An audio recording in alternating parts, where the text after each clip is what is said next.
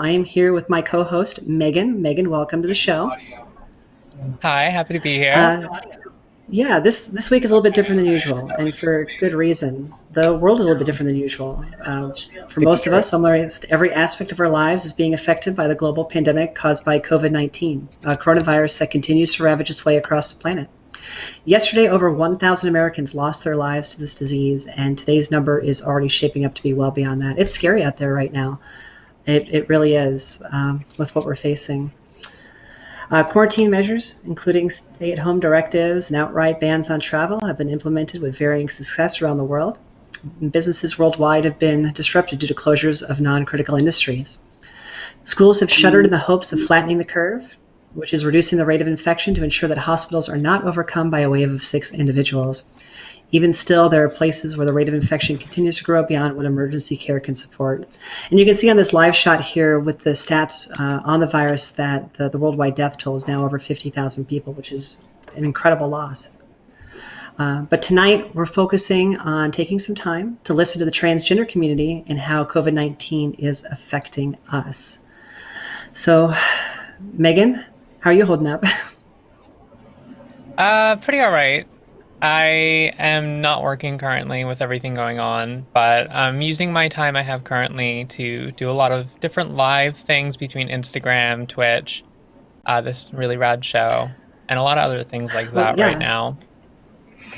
it's so great to have you on here. And you're right, we need to use tools like this, right? We can't be together in person. We need to try to lift each other up and support each other. And virtually is a great way of doing it. And I'm glad we have this opportunity to talk tonight. We've got some great people coming on here. I know for me personally, the virus has affected me as well. I'm currently out of work this week on a furlough. So, I'm not getting paid this week because my industry has been negatively affected by the virus. And, as tough as that is, people across the world are facing difficulties even harder than that. Yeah, it's tough out there. We're all struggling.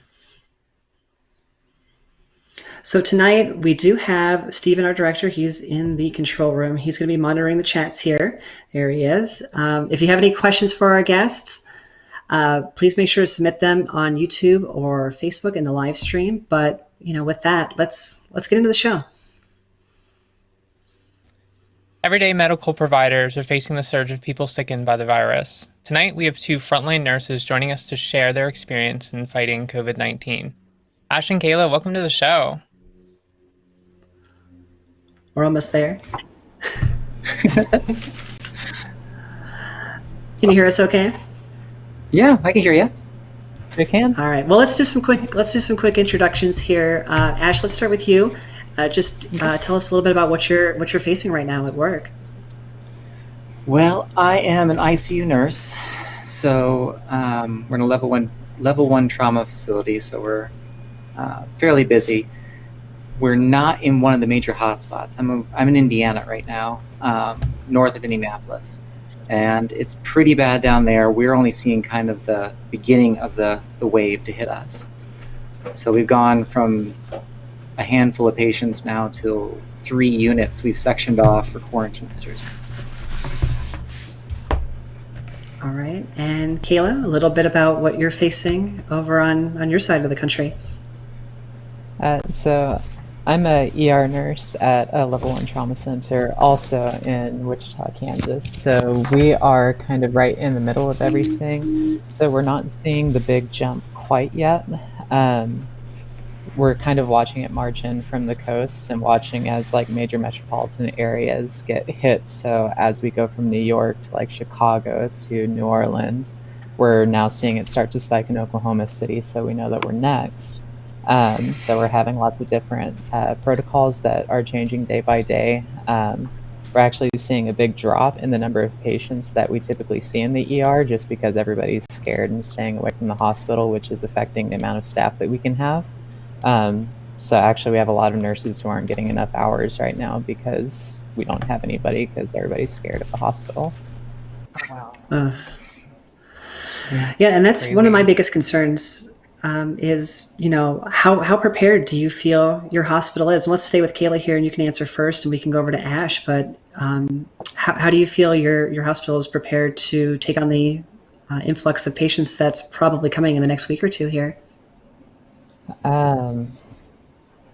We're as prepared as, let's say we're as prepared as the United States medical system has allowed us to become prepared.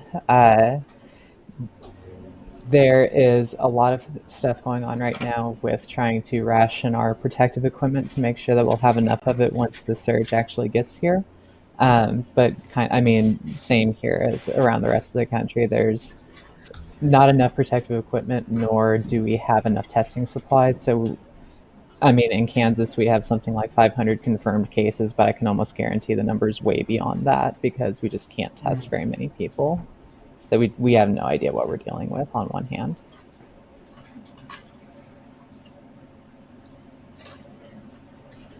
And Ash, what you're facing over there? Your thoughts on preparedness? I like Kayla's way of phrasing it, that we're as prepared as the system has allowed us to be. We're not facing shortages in where we are now.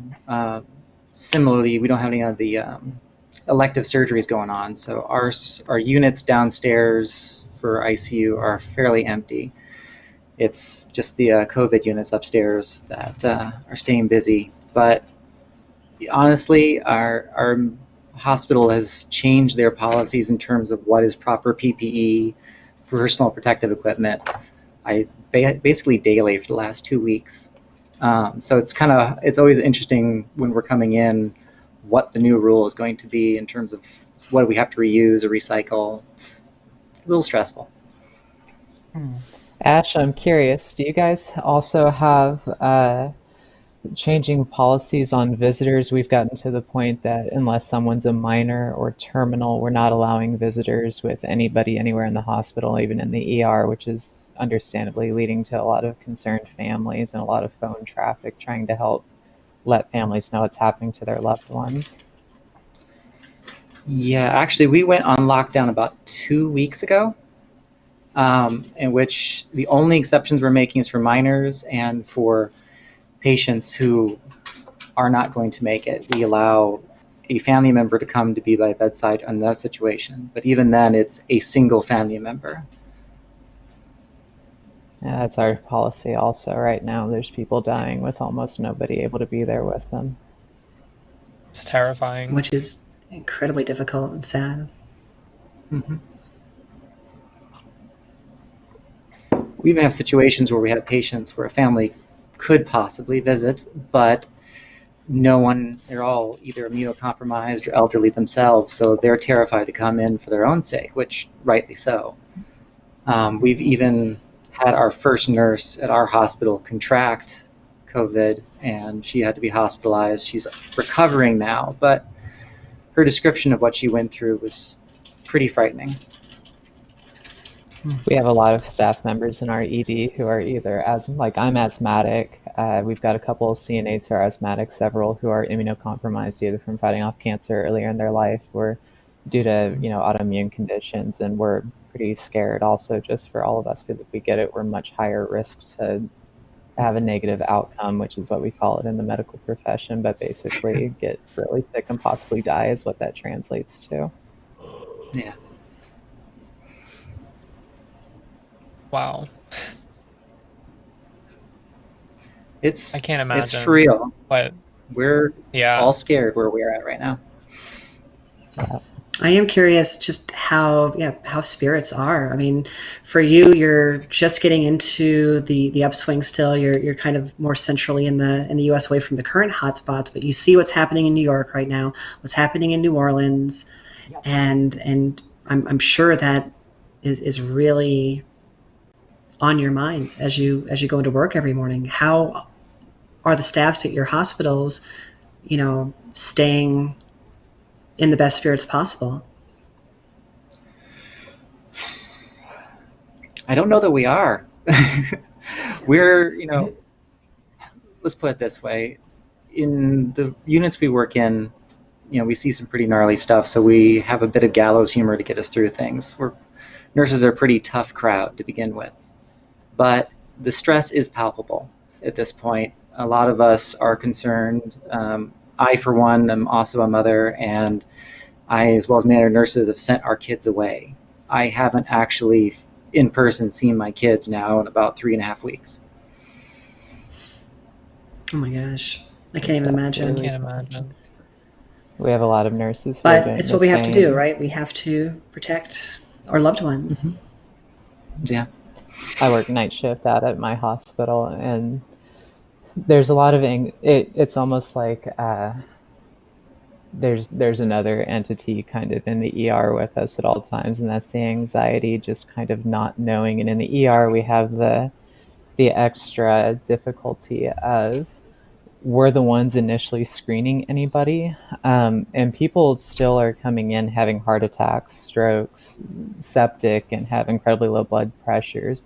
People that we can't ask our screening questions of when they come in, and so there's times where we're having to intubate people or we're doing CPR on them, and nobody knows quite for sure if they might have contracted the virus. And every time that you're doing something like an intubation, you're supposed to have a certain amount of protective equipment that you might not have available to you if you didn't know that that patient could have the virus. And so every time something goes wrong and someone like that comes in, there is an element of you're kind of tossing your health out there a little bit and hoping that the person doesn't have what you fear that they might have.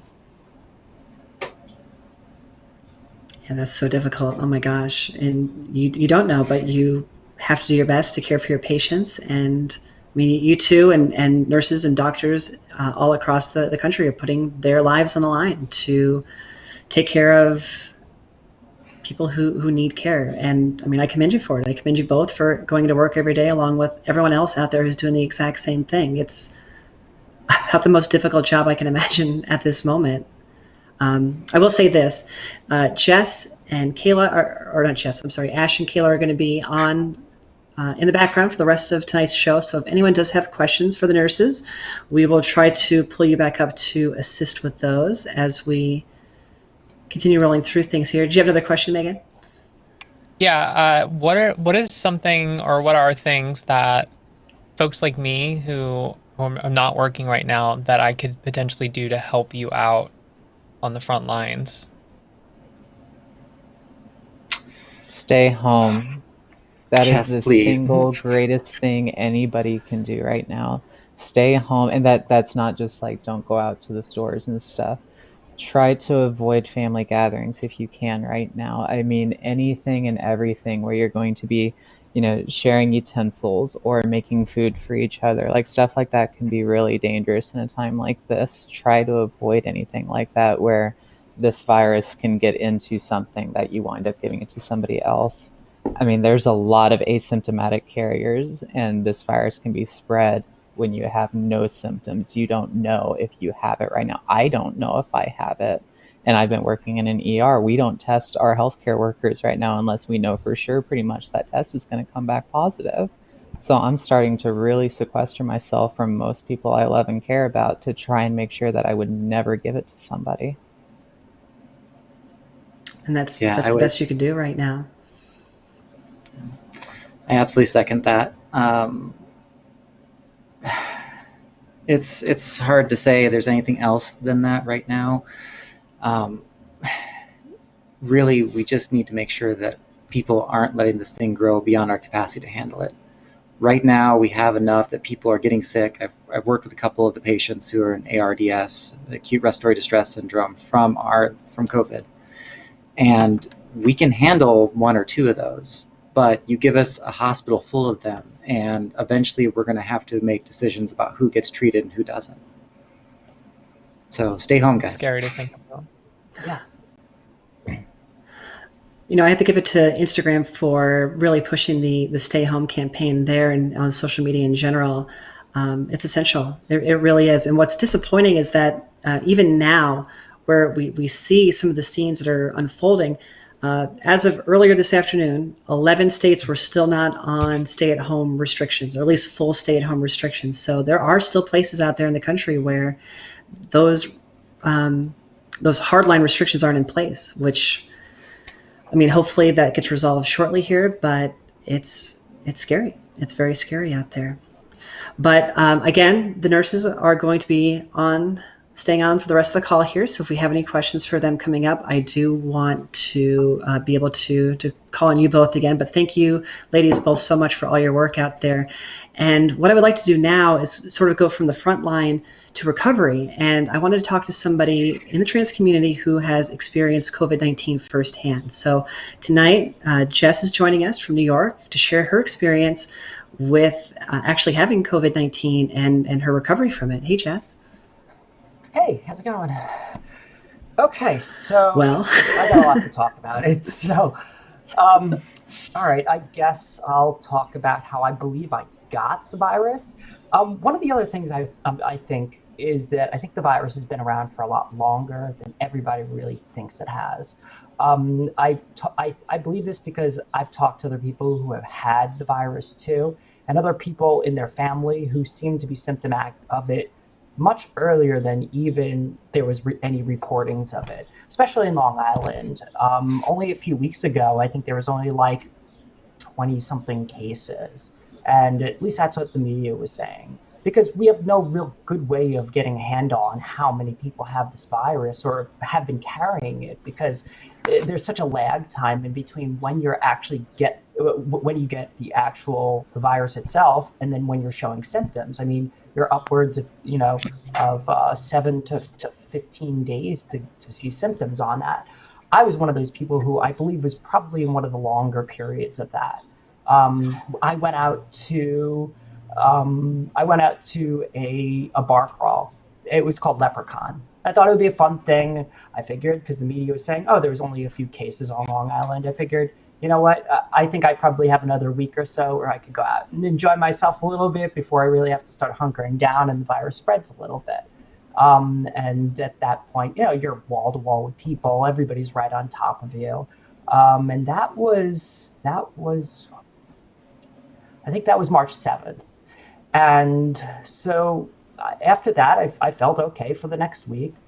Next week afterwards, I started to feel a little bit more dragged down. I usually do like a nightly workout, keep myself in shape.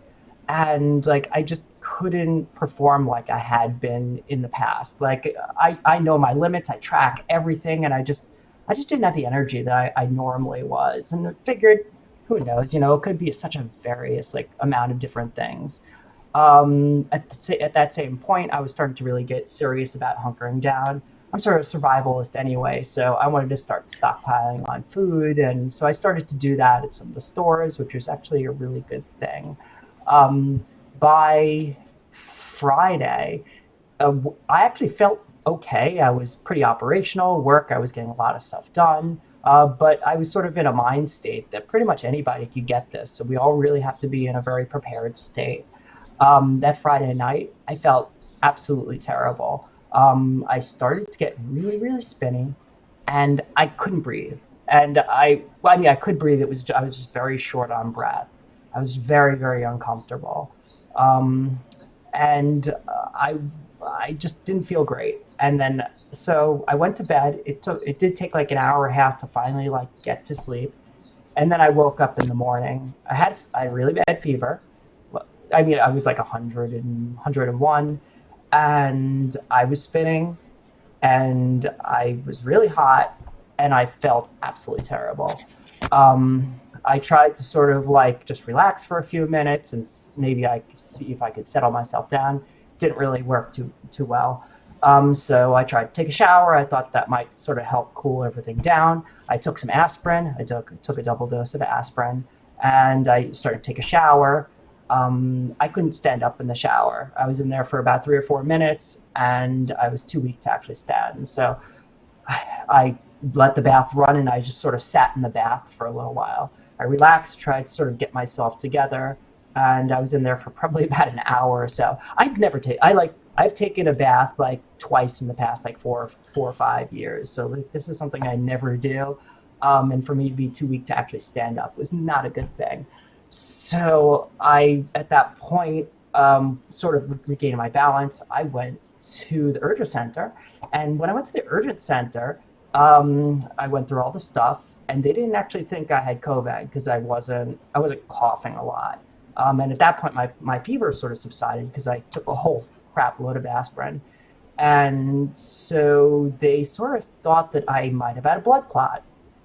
So they said that, well, you got to go to the hospital because we need to check you for a blood clot because you're HRT. What, I am So, curious why they thought blood clot, though. Why throw that out there? well, because I had such hard time breathing and that I had such shallow breaths, they thought that actually had something to do with it. I personally didn't think so. I know I'm on injections, and I know that chances of blood clot through there were pretty low. I don't do any nicotine or vape or anything like that. So, and I keep myself in tip-top physical condition, so I really Yeah, didn't think so. I guess I was wondering if they thought if there's any chance of that estrogen interaction possibly, causing something like that. I mean, they thought it could have. I mean, that was their thought. She wasn't concerned about COVID because, and at that point, there really wasn't a lot of tests, and they're really, really stingy. So they weren't just going to test anybody who was just not feeling good there. So I got ambulanced over to the ER, and where I sat for 9 or 10 hours. They did some tests. I did an X-ray, which all showed absolutely nothing. Lungs were clear. I was in good shape, and they took my story about how I was feeling and my symptoms, and they sent it to the CDC. At that point, the CDC had to approve all tests, and so because at that point my fever didn't return again, and then and then I wasn't coughing. They denied my test. So at like 1:30, I took a cab back home, and which by the time I went home again, I spiked up a fever again. Go look at that. And so at that point, it was basically me quarantining by myself. So I spent the next 12 days in isolation by myself. It was very tough to breathe. I was like, for the first 4 days, my heart was beating like as if I was on the treadmill, but for about 4 days straight. I felt absolutely miserable. I couldn't keep my temperature in one place. It kept on flipping back and forth. And like, it was just very tough to breathe.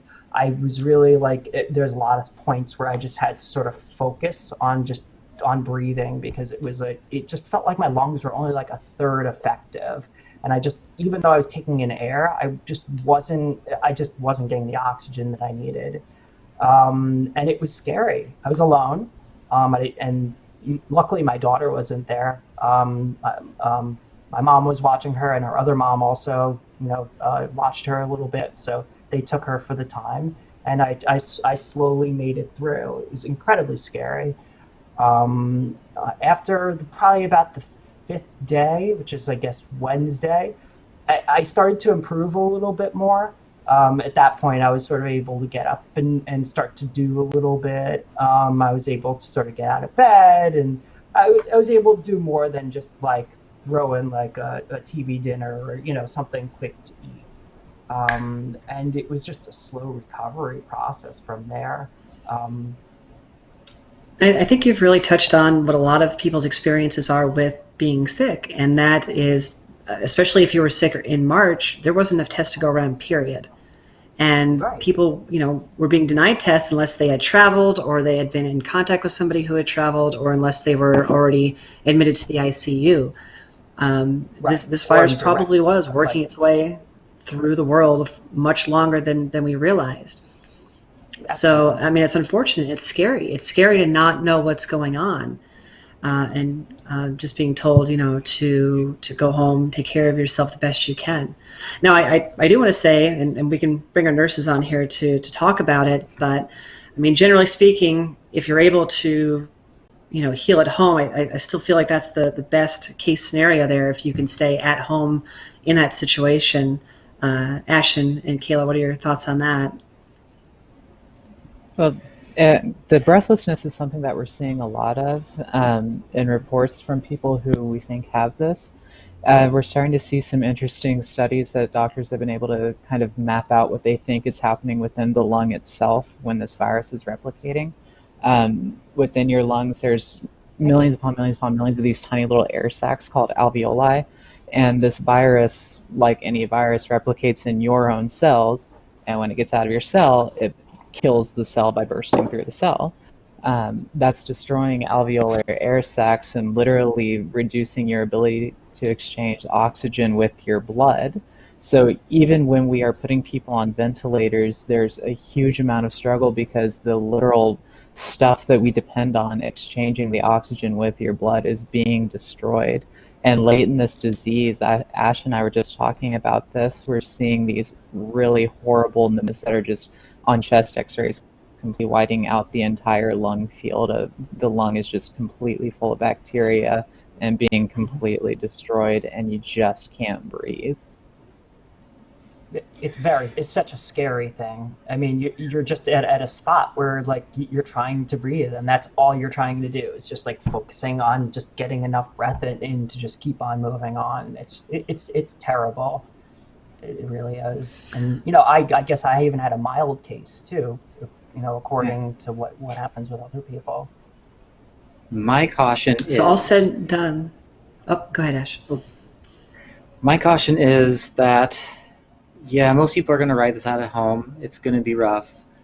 But the difference between that you're going to make it through and the curve starts to go down versus, oh my gosh, we have an emergency on our hands, as she can tell you, you're not going to be able to necessarily make that phone call. You might not literally be able to get the breath out to say it if it gets bad enough. So although staying at home is ideal, if it's getting worse and you're getting worried, contact someone because Absolutely. You might not be able to if it gets too far.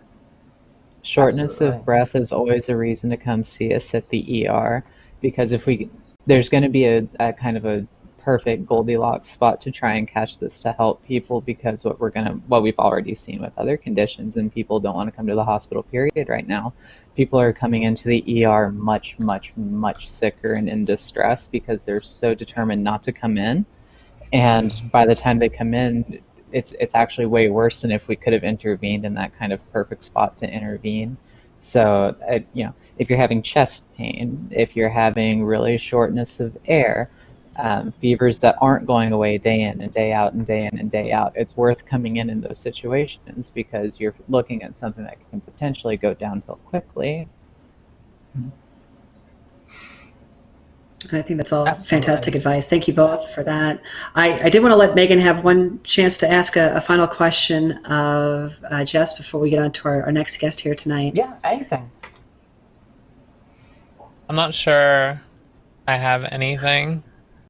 It's terrifying to hear your experience, because I've not heard a firsthand experience like that. And if that's a mild case, it's terrifying. I don't know why people just aren't staying home. It is terrifying. And, and I'm sort of a germaphobe too. This is like one of my worst nightmares of not being, I've had anxiety too, which actually I sort of beat. After I went on HRT, my anxiety sort of went downhill, which is really good. But I always had this fear of just dying because I couldn't breathe. And this was like my absolute worst nightmare. And it came true. And I just sort of struggled with it. And you just sort of you just did the very best you can to just work through it. And it was such a scary experience. And I just, nobody should have to experience that. But on the positive side, I did make it through. And I am pretty much all better now. It did take about 14 days. I probably had a recovery. I was probably good in about 13 days. I was pretty good. But at that point, I still had issues. It was still hard to talk. My lungs were still recovering at that point. So in about 15 days, I was able to really start to have another conversation again and really able to be normal. My energy levels were also down in the dumps for up until that point. There was a point where I was able to do a few things in a day, and then I was completely drained. I've never been sick like this. I heal very quickly, so it was crazy. And everybody needs to take this seriously. and it's definitely not a joke. And everybody has to be smart about what they're doing and stay clean and wash your hands, and you have to stay away from social gatherings. And in New York, it's this prime spot right now. It's really bad here. And we're getting a ton of people. I mean, this is ground zero for it at this point. But if everybody in other states can see like what's happening here, just try and be a little bit more cautious, and don't make it as bad as it is in New York, because like it can be prevented if people are actually taking measures for it. And I think that's really important at this point. Well, thank you, Jess, for sharing your experience. If you will stick around, we might have more questions for you later, but I want to go ahead and get over to our next guest for the night. Hello. How's it going, Forrest?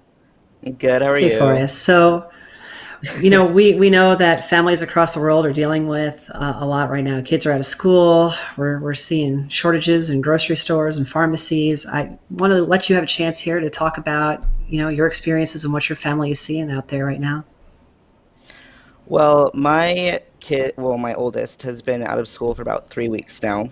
And we, leading up to it, they're like, maybe we'll take him out of school. And so we weren't really expecting it. And then all of a sudden it was just like, you're not coming back to school. And then just from it, they keep pushing back the deadline of when it would reopen again. And then all of a sudden they're just like, you're not going to come back to school this year. And my son is pretty devastated a little bit. I mean, he is pretty excited. It's the same thing here. The school has been canceled in Arizona for the rest of the school year. So it's wild. And you think about it, I mean, even just looking historically, even like World War I, World War II, kids still went to school. And to have schools shut down it's a historic happening. And we're living in it. Yeah. And we're trying to figure it out as we get through it here. Definitely. And I mean, my kid, don't get me wrong, he's really excited to be able to watch TV a lot more than he usually does. But he definitely talks about his teacher and his friends. Even my youngest, he doesn't understand why he can't play with friends anymore. And it's been really hard for them. And my husband's been able to work from home these 3 weeks, but I mean, we're all just getting antsy and irritated with each other, and it's been quite joyous. That's the real thing, right? We all have to figure out how to get through this together, right? Especially for people who are quarantined together.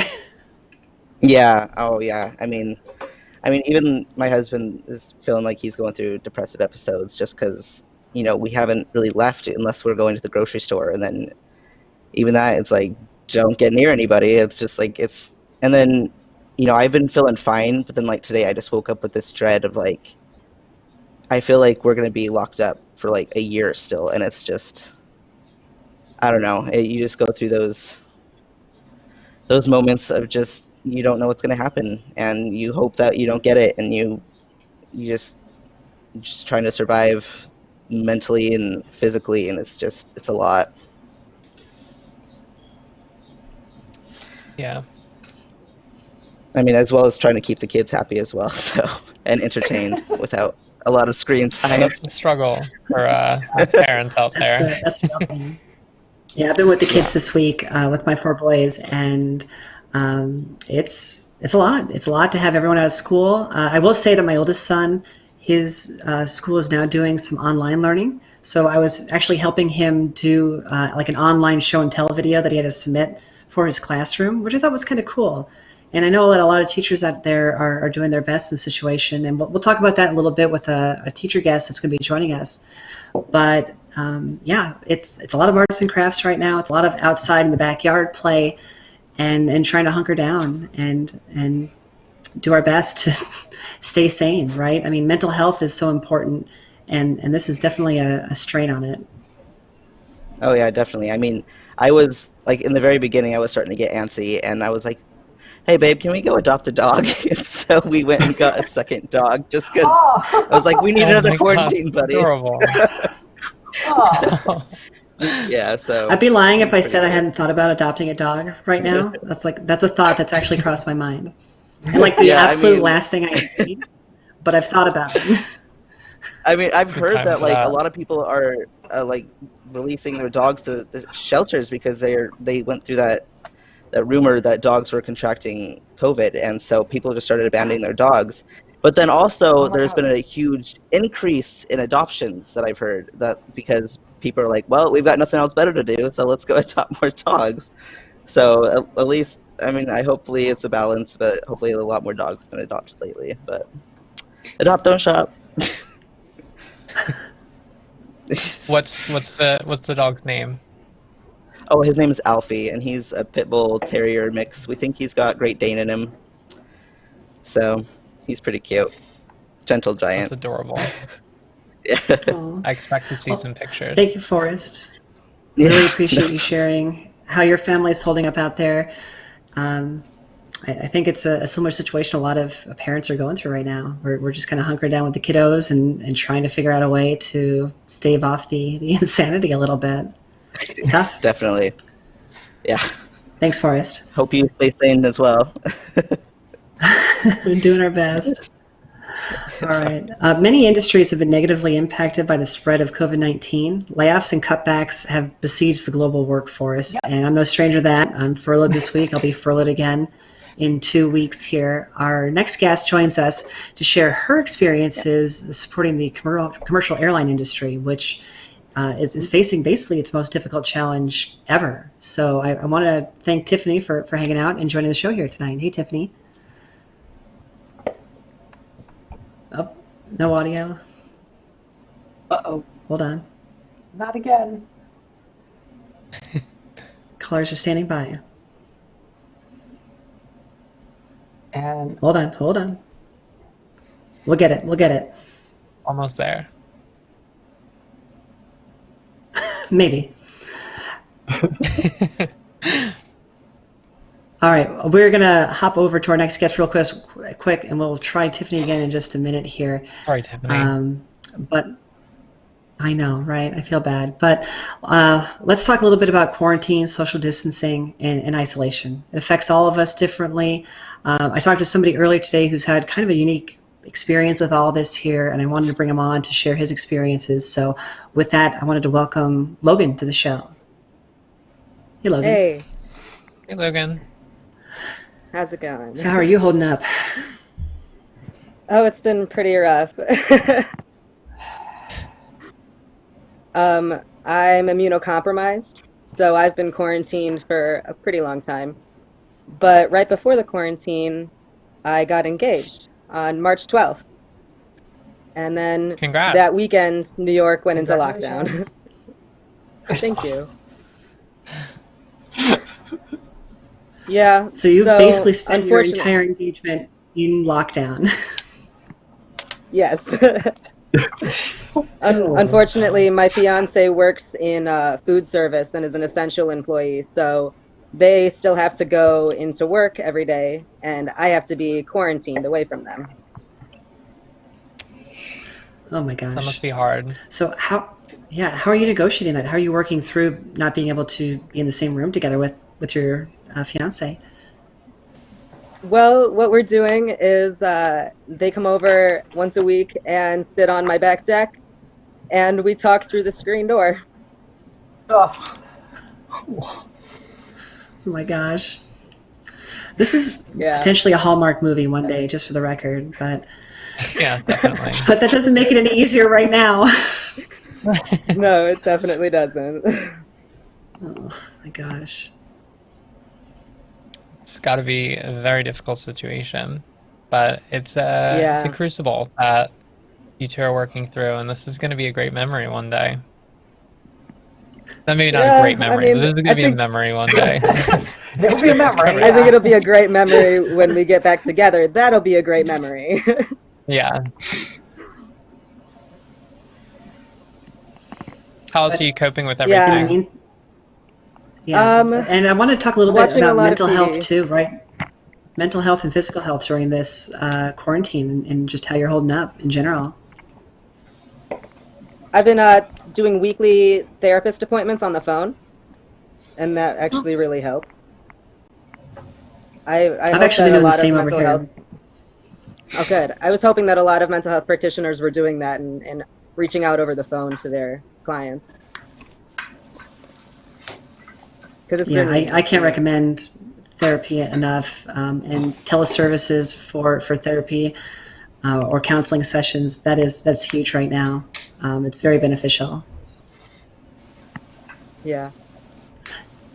And how about just your health in general? Are you seeing other doctor's appointments canceled or pushed out because of what's going on right now?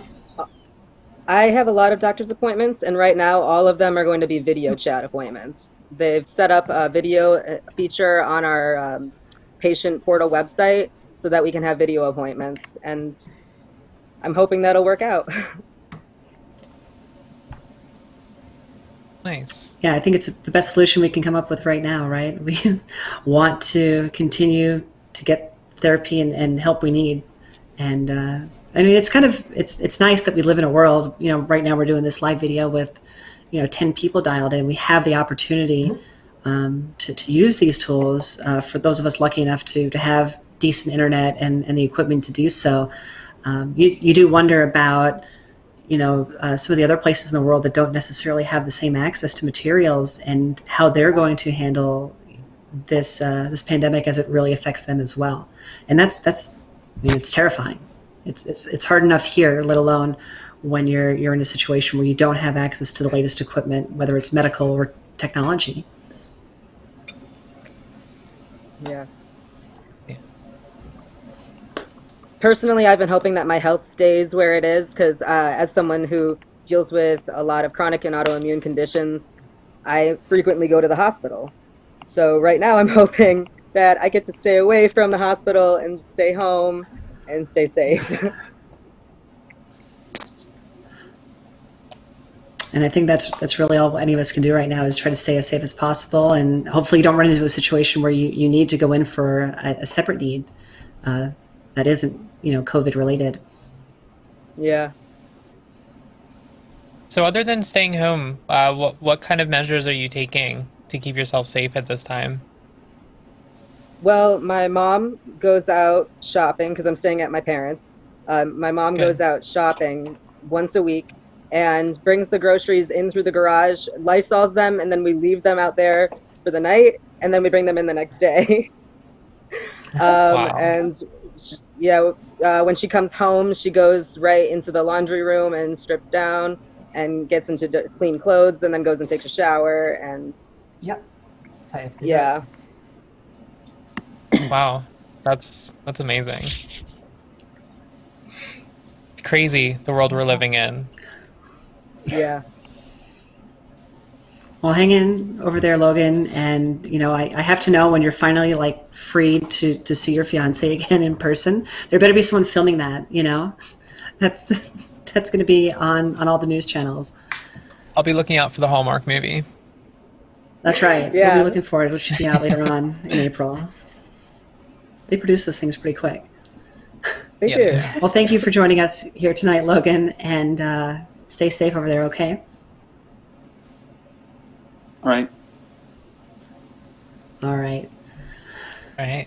So, going on to our next guest here, as we've discussed on the show a little bit already, schools are closed across the globe in an attempt to try to slow the spread of COVID-19.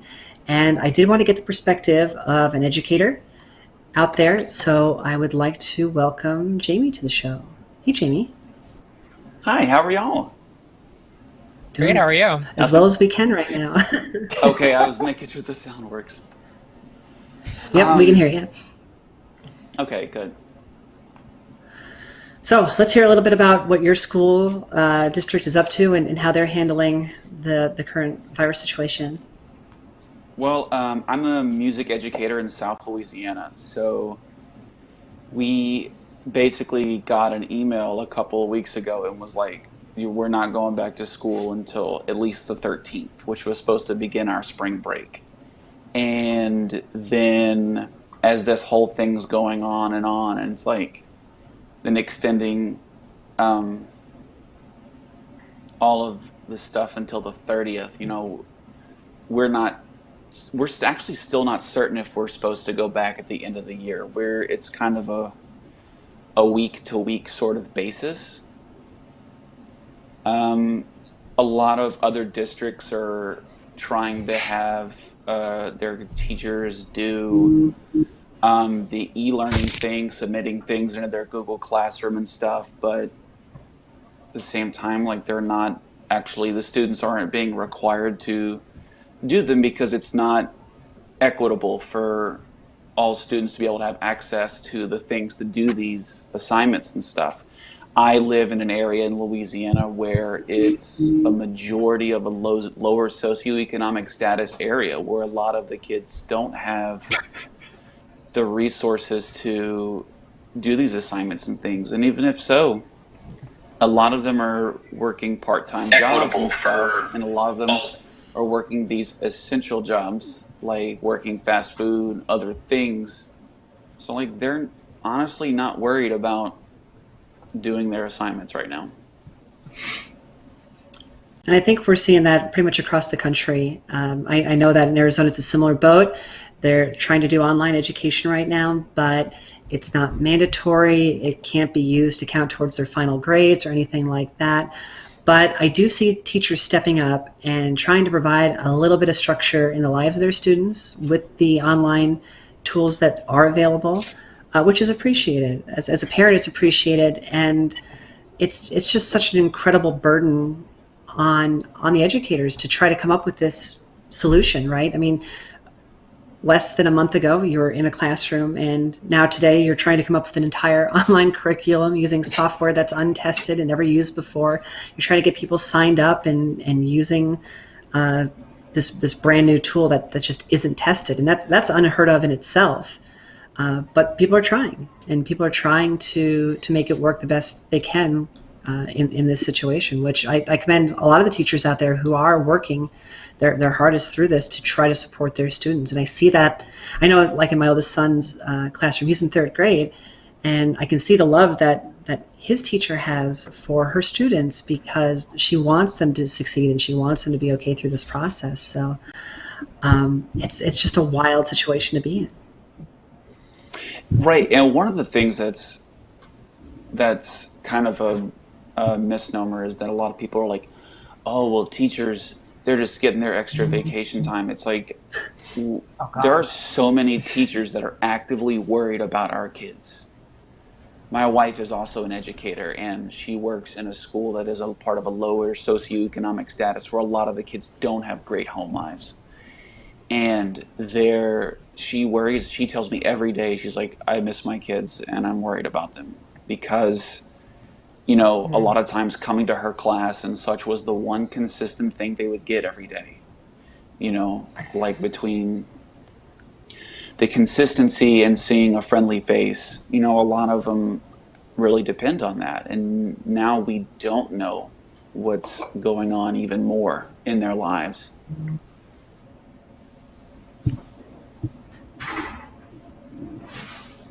This must be really tough as a teacher.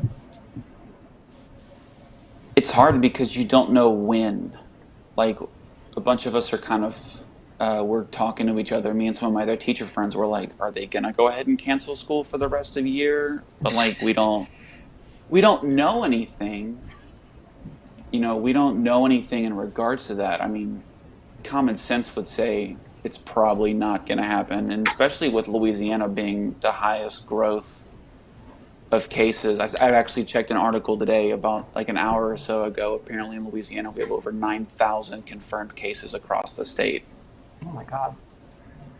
So wash your hands, people. Yeah, it's unfortunately shaping up that New Orleans is going to be another hotspot here. It seems like the cases there are exploding and not terribly far away from you.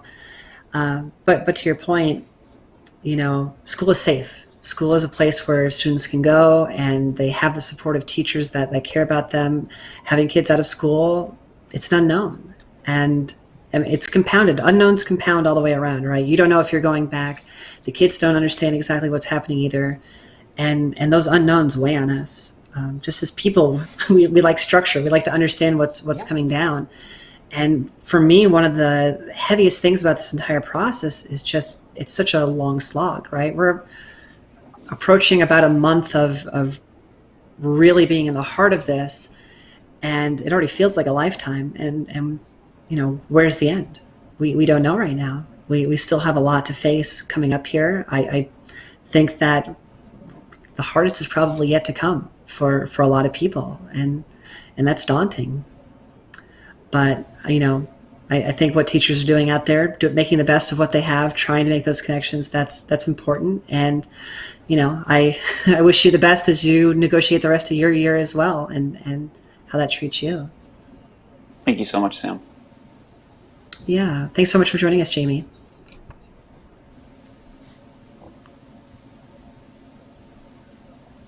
The legal ramifications of the virus are widespread as communities try their best to keep functioning while keeping employees and citizens safe. Coming up is a lawyer who has found herself in many unique situations caused by the pandemic. Rachel, welcome to the show. Do we still have Rachel? Uh-oh. All right. We lost Rachel. Unfortunately, no. We'll try to get her back here in a few seconds.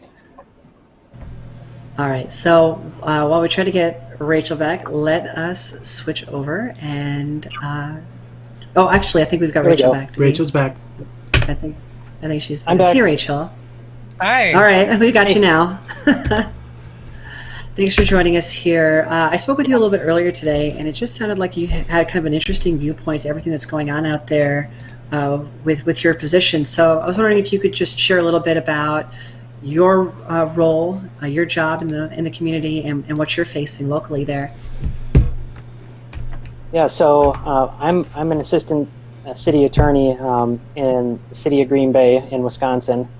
And one of my roles is advising the police department. Our governor issued a safer at home order or shelter in place order back on March 24th. And as part of that, essential businesses were allowed to stay open. Non-essential businesses were instructed to shut down. But as with everything in the law, there are loopholes and caveats, and my role partially is helping the police department navigate what to do with the businesses that are non-essential but are remaining open. Bookstores and video game stores and businesses that don't necessarily need to be open for the benefit of, in order to keep the city functioning. These aren't grocery stores. These aren't professional services that are required to banking, that kind of thing. So navigating the details of the governor's order is difficult, and we're having interplay with small businesses. We don't want small businesses to go under, but we want to keep people safe. There were, as of this morning, there were 1,730 cases of COVID-19 in Wisconsin. That's up 180 just from yesterday. I'm afraid we're hitting that steep part of the growth curve. Wisconsin has seen 31 deaths from COVID-19. I mean, it's starting to hit us. So our office actually filed suit against the state because our primary election is on Tuesday. We're talking 4 business days from now. So in the midst of a pandemic, we're telling people to shelter in place. We're also telling them, well, you have to go out and vote on Tuesday. So the federal court has extended the time to request absentee ballots and to turn in absentee ballots and give the clerks time to count the absentee ballots. So something is being done to try to keep people out of public and in very public places to vote. I mean, as Ash and Kayla said, I mean, the best thing you can do is stay home, and here's one of our most valued rights as Americans, going out to vote. And I mean, how do you balance that? I mean, it's irreconcilable. Do you sacrifice someone's right to vote or expose thousands of people to a pandemic? I mean, it's just a real tough position. Yeah, from a legal standpoint, this is sort of uncharted territory, and it's dangerous waters, right? I mean, obviously, we need to protect the rights of citizens, but at the same time, we also need to protect citizens. And I think a lot of what we're seeing out there, and what you're trying to do with with postponing the elections on Tuesday, it's going to become case law one day. You know, this is going to be probably a reference for a very long time in the future, because it's almost unprecedented attempt to deal with the situation in hand here, and it's you know, they don't teach you this in law school. They don't teach you this in how to run a city either. It's hard. It's very difficult. Yeah, and our polling locations. I mean, all of our supplies we're trying to keep them for first responders, and you know, having to use hand sanitizer, and we don't have masks to protect people at polling locations. We're understaffed. Most of our poll workers are over the age of 60, and they're vulnerable. Okay, so Tiff, let's see if we can hear you. we're seeing a lot of workers that aren't reporting. They're not going to report to work the election. No, so I'm still the not governor getting actually had to act National Guard in No, order to still not serve getting his you. poll worker. I know. So we don't have the supplies, and we don't have the manpower. We may and have we to a resort to pandemic. smoke signals. It's a really tough situation to be in. Yeah, and you're in an incredible position to deal with those situations there. Try to check the camera. We just have a few seconds left here, but I wanted to ask you, you know, how's your family doing as well through this process? How There's are a you holding camera up? where you can change Personally. the input source. Check your microphone Well, input I'm source on the mom to three like kids. if you're using Two of them Chrome, are there's a little school camera age. button. Make sure So it's on the right our two microphone. youngest are at daycare during the day. Our oldest is at home, and I'm actually in lockdown with my ex. We're in the middle of a divorce, so that puts some strain on the relationship. But I mean, we've got one kid at home with us all day. We're trying to homeschool our kids, or you know, help them with Victoria's the work ready. that was sent home from the school district. And we're just trying to make do the best we can in you know, staying inside. I think that's the best any of us can do. So thank you, Rachel, for sharing your perspective on the story as well. We do have one more guest here. We weren't able to get Tiffany figured out. Maybe we'll still get her. There's still a few minutes left in the show. Maybe we'll get her. trying. But I did want to get on to our next guest here. And this is someone I wanted to talk to because her experiences are sort of how this virus is affecting others in the transgender community as well. As a lot of us know, or you may be aware, elective surgeries and quote-unquote elective surgeries across the world are being delayed here to ensure that hospitals are available to treat critically ill patients. But that also affects a lot of transgender affirming surgeries that are out there. So Victoria, welcome to the show. Hi. Can you hear me? I can hear you. So yeah, Yay. I was curious how this is affecting you, how these reductions of surgeries is affecting your schedule here as we head into April. So I actually was penned in to have breast augmentation and body contouring surgery. March 20th was the penciled in date. And it's at a point where I'm not even hearing back from the place currently, because I'm assuming that I don't really even know what's going on over there. And I mean, even if I could schedule the surgery right now, I don't know that I would. I'd have to talk with my wife about that and kind of figure that out, but it doesn't seem to be on the table at the moment. Also, I'm currently in speech therapy once a week. I've put that on hold. I know they're still open, but there's also just not wanting to spread, or it's very much a kind of like we're here, but you don't have to come in, and they're barely even in. So a lot of transition related things are getting pushed back and postponed for the time being. This isn't the first time that I've experienced it either. I've had things in my own health that have pushed certain surgeries back, facial feminization for one. But yeah, that's kind of what's going on.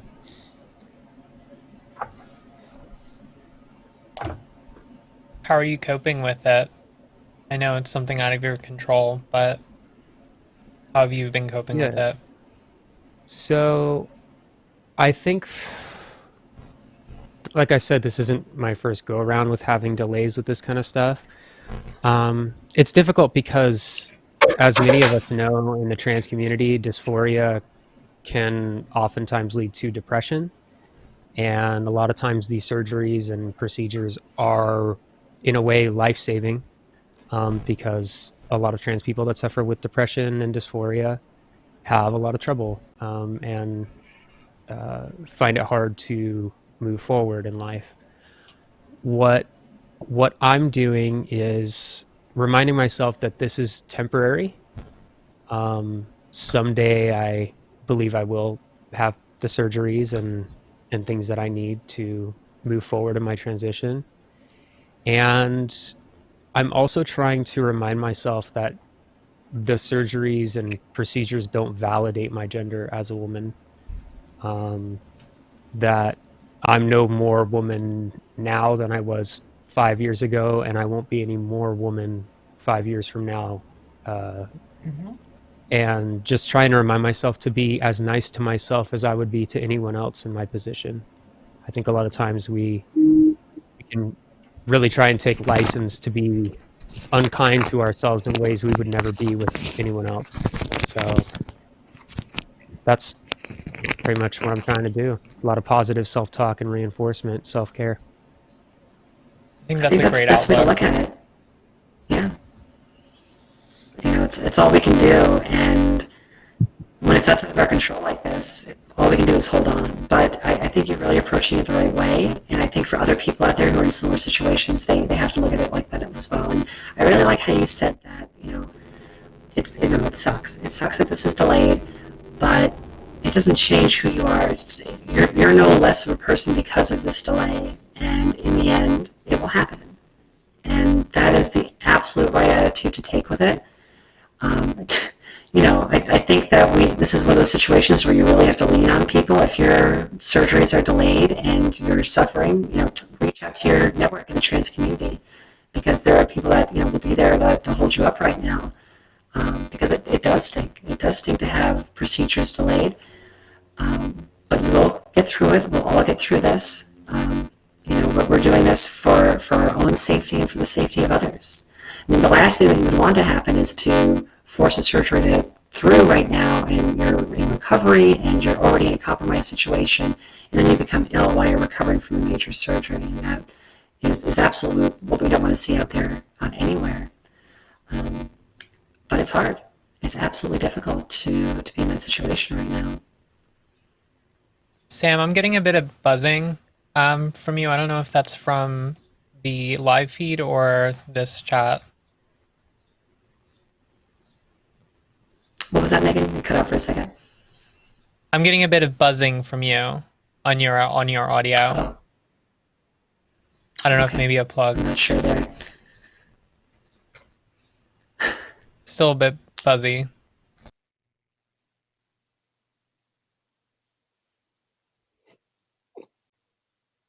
It's the when you're actually talking. Okay, I'm not sure what's going on with it right now, but other than that, Victoria, how are you holding up right now? One day at a time. Hi, Steven. Trying to take it one day at a time. Another thing that's happened, my wife, because of I've had health issues on and off for the past 5 years and have been out of work because of them. This year I was planning on returning to work, which was a huge thing that I was looking forward to. And well, actually last year was the year I was supposed to, and the same health issues that pushed back my surgeries, pushed back me getting a job. And my wife is the sole breadwinner, and she works at a restaurant that got closed for now, and they aren't paying their employees. So it's unemployment and just trying to figure it out and see what around the house we don't need and put it on eBay, I guess, because it's just we have to get scrappy. And I mean, I feel like we're in a position where we can get scrappy, I guess, but maybe not others are in the same position. I also wanted to say that, like, even with what I said about surgeries getting postponed and all of that, I certainly don't want to minimize that it is not easy. It's not like, I said what my solutions are, but it's not like I wake up in the morning and it's like, oh, it ain't no big deal. Like, it is a something to get through, but it's something that takes reinforcement through that positive self-talk and through that positive reinforcement. A lot of people have told me, if they've been around me, oh, I love how you're so positive, or how do you have so much confidence and all that. And it's like, I can get there. And a lot of times I am successful in getting there, but I don't start there. And it takes a lot of just being kind to myself and reminding myself of truths and surrounding myself with people who do positively reinforce those same things, and don't kick me when I'm down, and take me seriously and take my gender identity seriously. So it is work, but it is possible. And yeah, it's definitely wouldn't be worth it for me to go in for the surgery and get the virus now. I think if there's one thing that transition and being able to be who I am has done for me, it's made me want to live. So surgeries will be great and they are necessary, but this, I believe, is temporary. And in the meantime, I can try and just wade through it and do the best that I can. Well, you're I definitely love what not you alone said out about there. I love what you said about positivity. I mean, for trans people in general, but especially at this time, positivity is extremely important. Agreed. Well, thank you, Victoria, for joining us here. I did want to try, we're going to try one more time with Tiffany to get her on. See how it works. Hi. Can you hear me? Hi. No. I can hear Oh, you. you can. Yes. Oh my God! I fixed something. This I is the didn't do joyous anything. moment. This is how I fix airplanes. I don't do much. And now I have And you've got a I'm on helper. the news. It's okay. Thank you. Here, pen.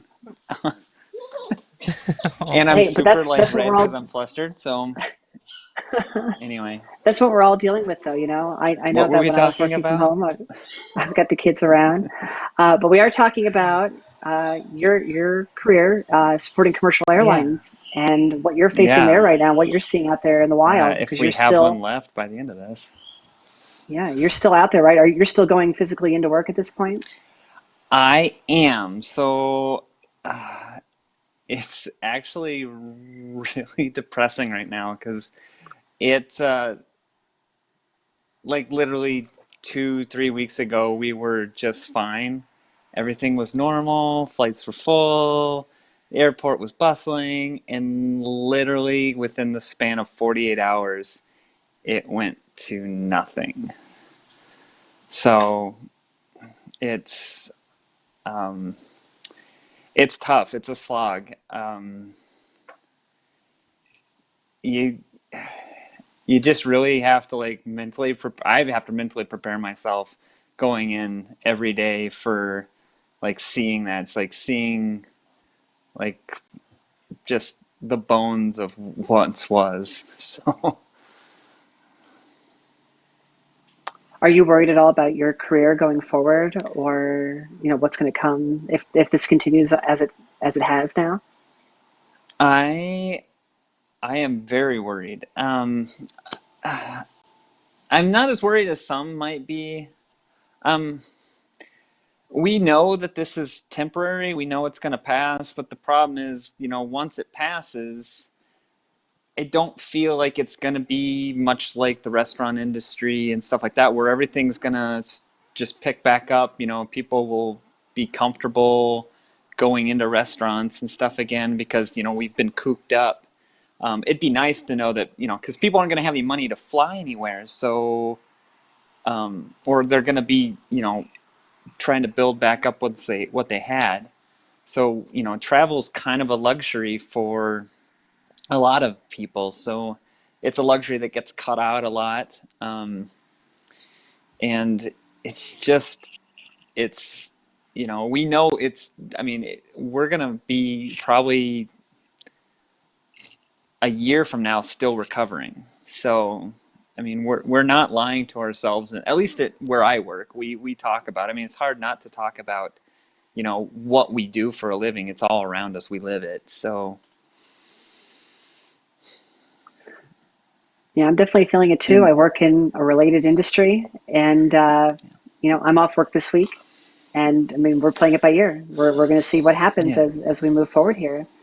It's an industry that's very quickly affected, and not one that's very quick to recover. No. And And I think you absolutely hit it there.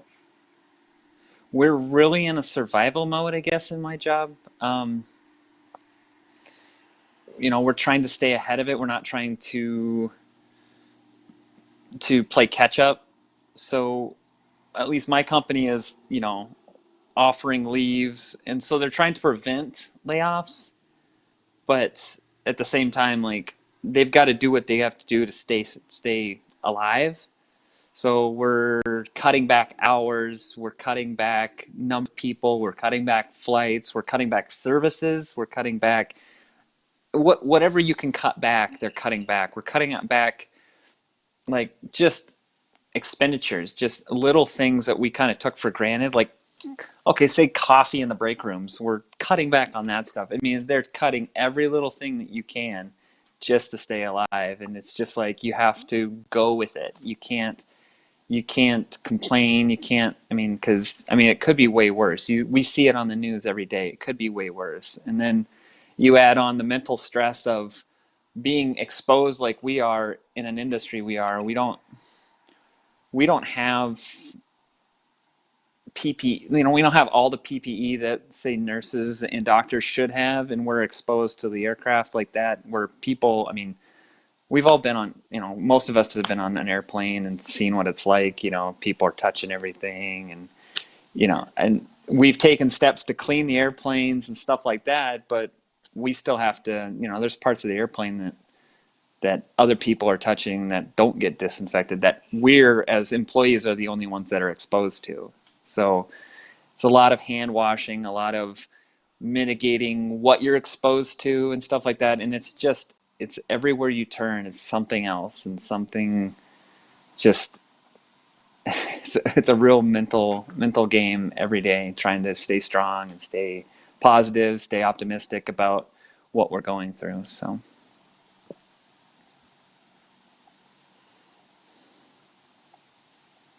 Yikes. Sorry, I'm not trying to scare That was the anybody. summary. No, it's not scary. It's reality. I mean, it is scary, Yeah. but I mean, we can not talk about it. We can try to hide it, but it's what we're all dealing with right now in any capacity, in any industry. We're all having to adjust. We're all having to make sure that we're as safe as possible. And I think, to your point, you're in situations where you're concerned for your safety. I think anyone on the front line is concerned for their safety right now. And yeah, and we're not blind to the fact that we know how this virus got here so fast. I mean, it came on an airplane, so so we know we're exposed, and it's just trying to get yourself psyched up to just try to, like, say it's not going to be you, or do the things that are going to protect yourself from that. So, and our company is, for the most part, has been very supportive, and if something, it's sort of we operate on a see something, say something. If something looks unsafe, or something looks like you're going to be exposed to here, say something, and we'll fix it, we'll make it right, stuff like that. So. Well, it's good. And it's good that you have a company that's supportive of that and trying its best to keep all the employees safe. That's important. That's critical. Yeah. So one last question for you here. How are you holding up? How's the family doing? We're holding up just fine. I was listening to Forrest talk, and, I have my oldest this is their first year in school, and I mean, they don't know why they're home. It's like we can't explain it to them with any sort of, I don't know, at their level, it's just you have to explain it and then hope they understand it. And they don't understand why they're home. They don't understand. They just think it's another day off from school, and so that's that's just another thing to add on to the pile of things that are just weighing on me. And then I work where I work, and I come home and I have to, like, I feel obligated to like immediately shed my uniform, throw it in the hamper, and never, don't let them in there. Don't let, try not to touch much coming in, and then I go was going to ask what take kind a of shower. measures. Sorry. I was going to ask what kind of measures you were taking in your position. What I'm taking, so like I said, I wash my hands regularly. So in the position that I currently work, I am, and even more so now because we're reduced staffing wise. I'm not as close to the aircraft as some of the other people, but I still have the possibility to be. But washing hands, gloving up if you can find gloves. We don't have face masks, so it's just trying to stay away from the aircraft if we don't need to go to the airplane to do anything. Because I work in maintenance, so if there's no reason for us to be on the airplane for anything, we don't go to the airplane. Unfortunately, the baggage handlers and the agents that work upstairs don't have that luxury. They have to interact with the airplane and the people, no less. And there's our numbers at work far outnumber the people that are flying on us, unfortunately, right now. But it's just you do what you can, and you just be smart about it. And I think that's the game plan for most people around here. Is you just do what you can. You be smart. Stay home when you can. Isolate yourself if you need to. I'm notorious for touching my face, and I don't know if anyone's been watching me in the thing, but I like itch my face constantly. It's so difficult. Anyway, I've trained myself ever since I started wearing makeup. It's like, don't touch the face ever. Yeah. So I feel like I came prepared for this outbreak. Yeah, and then going through transition, and then you had Victoria on about talking about setbacks. We all I think almost I keep hearing about people's setbacks day in and day out. Everything's being postponed and stuff like that. It's mine's not that great, but it's name change and stuff like that has all been pushed off too because courts aren't open, and they don't know when they're going to reopen. So everyone's dealing with unknowns, and it's really, really hard. Yeah, we're all in it together right now, and for sure. I guess I'm glad that we have this community. It's been interesting to see how people have been more active and more vocal online, because that's all we have, right? We come home from work, we can't go anywhere, we can't go out to eat, we can't go to the movies, so we get on Instagram and we complain about quarantines and we try to deal with what we're going through together. Yeah, I don't know what else you're gonna do, That's it. But as long as we're here supporting each other, right? That's the key, that we're here supporting each other, and hopefully we do our best to not let anyone fall through the cracks. Just try to lift each other up and get through this together. So thank you, Tiffany, for sharing your experiences there. I know we're running a little bit long in tonight's episode. I want to thank the nurses for holding on. We do have some questions for you that have come in through the chat here tonight, so I wanted to get over to those. And the first one here was, for both of you, what made you want to get into nursing in the first place? That is a big one. If I give the short version, my mother was a critical care nurse, and honestly, it's why I didn't become a nurse at first. It's actually my second career. I had a lot of respect for what she did, and honestly, I didn't think I could handle it. And I'm glad I found out I was wrong. That's awesome. Nursing was, in effect, a second career for me also. I was actually admitted to a medical school here in Kansas and attended for 2.5 years to get an MD. My life kind of fell apart right around the time of the first licensing exam that you have to take to get an MD in the United States. and took that test 4 times, got within 6 or 7 points of passing, but the writing was kind of on the wall for not being able to get residency. But during one of my rotations, one of the docs kept telling me stop doing the nurse's job, because that was the part where there was really an art to what we were doing, because medicine itself is fairly formulaic, and it's fairly, you follow what's considered gold standard practice because nobody wants to be sued. So how you connect to people is honestly the art within healthcare now. And so I immediately went to nursing after I decided to leave medical school. All right. And there was one other question that came in as well. And this is more, and I know we can't do diagnoses on here or anything, but is there any recommended steps? Let me just read it. Anything they recommended first sign and symptoms to mitigate the severity? I was trying to translate that into English.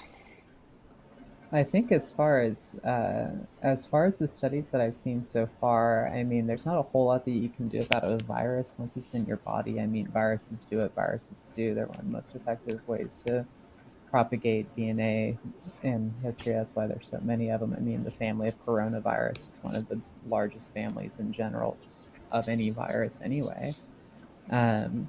So again, it's going to come down a lot more to don't get it. So again, social distancing, because our federal response within the United States has been ridiculously inadequate to addressing this. So that kind of falls upon individuals and on states. I mean, here in Kansas, we don't have any sort of martially enforced stay-at-home order. It's more of a essential businesses only thing. But Academy Sports is able to list themselves as an essential business. So it kind of comes down then to individuals. Yeah. And there was one final question here. A little bit earlier, we talked about the damage that the virus does to the lining of your lungs. And the viewer question was if these receptors that are damaged heal after recovery. They can. I mean, Depends if you have issues going on ahead of time. A lot of patients we've seen already have COPD, chronic obstructive pulmonary disease, or advanced asthma, or emphysema. And what damage is done for those people probably is not going to make a significant recovery. For most people, probably yes. If you have like asthma in particular, kind of turns your lungs to scar tissue over time, especially with the more severe cases as attack after attack after attack of your immune system occurs. But with what we're seeing with how viruses one of the reasons you get a sore throat with a virus is because the virus replicates and then it bursts out of your cells, killing the cells. Your immune response kills more cells. That death leaves rawness within your throat, and that creates the sore throat. Your throat does not stay sore for the rest of your life. For a lot of people, it heals up completely fine within a week or two. Probably going to be the same case here. But we can also see with former coronaviruses that really got out and about, like SARS and MERS, which were both coronaviruses. There were more people than normal who saw kind of a significant long-term lung damage that occurred due to those viruses. So part of the difficulty here is we just don't know for sure. We've never faced something quite like this. And I think that's a good summary of all that we're facing right now. We haven't faced anything like this before, and we're all doing our best to get through these hard times. I am glad that I have the support of this amazing community out there who is just doing their best to be positive, be supportive. And here's everyone who's on right now. And this isn't even everyone who we've talked to tonight, but this has been such a wonderful conversation, a wonderful dialogue, and I really appreciate all of your time here tonight. This has been wonderful, and it's exactly what I like to see out there is people supporting people, people helping people. I know that, Megan, you've got another show coming up after this where you're doing more of the same. I wanted to give you a few seconds to talk about your show that's starting in about 30 minutes. Yes, it's called LGB Thursday, hosted by our Twitch channel, Transvengers. We answer some questions about here's a little title.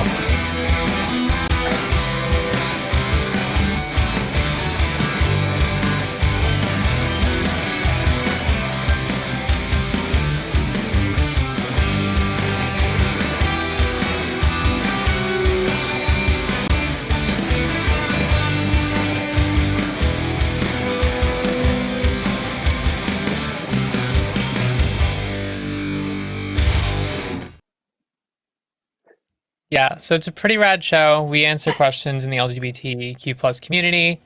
Victoria, who's actually on here with us as well, is a part of the show. It's Victoria, Maiden Oriana, and Michaelaville. We have a really great time on the show. It's a lot of fun. And that starts in about a half hour on Twitch. It is fun, right? It starts on Twitch.tv. I watched last week. It was great. Awesome. So check it was them out great on having Twitch you in after there. this. Yeah. Yes. All right. So good luck tonight, ladies, with your show. And real quick, I wanted to just talk about next week's show here on transirl. Next week, I will be joined with Skylar Baylor, and he was the first out transgender Division I men's athlete at the highest level in college athletics. He's been featured on shows like 60 Minutes and The Ellen Show, and he is now doing worldwide advocacy work supporting trans rights across the globe. So very much looking forward to talking with Skylar next week. Can't wait to have that conversation. In the meantime, if you're just watching TransIRL for the first time, please don't feel bad about subscribing to the show, TransIRL on YouTube. We are also on Facebook at TransIRL Show and on Instagram at TransIRL. So hand out those likes and follows if you would, please. But right now, let's wrap it up, right? This has been a good conversation. Stephen, I feel bad about running you through the ringer back there. That was some quick work. It's been a wild day, and so thank you to Tiffany for sticking with it and working behind the scenes to get everything going. It was definitely a lot of fun, and thank you to everyone who joined and everyone who who joined us here in the Instagram group chat to keep everything going. And thank you, of course, to all of the callers or the people who sent questions in and everybody else online. It's just a real thrill. Is it possible to get everyone on screen again? Yes, we can absolutely put up our big box here. We can do that. There we go. And we can all thank you. We can say goodbye, and thanks again to everybody. It's the TransIRL Brady Bunch. So thank you very much, everybody. That's it, right? All right. Look around to all the different sides. Thanks. Thanks, everyone, for watching. Wonderful show. Really wonderful. I'm just so honored to have everyone on with me here tonight. Everyone have a good evening. Don't forget to tune in to Transvengers over there on Twitch. Have a good night.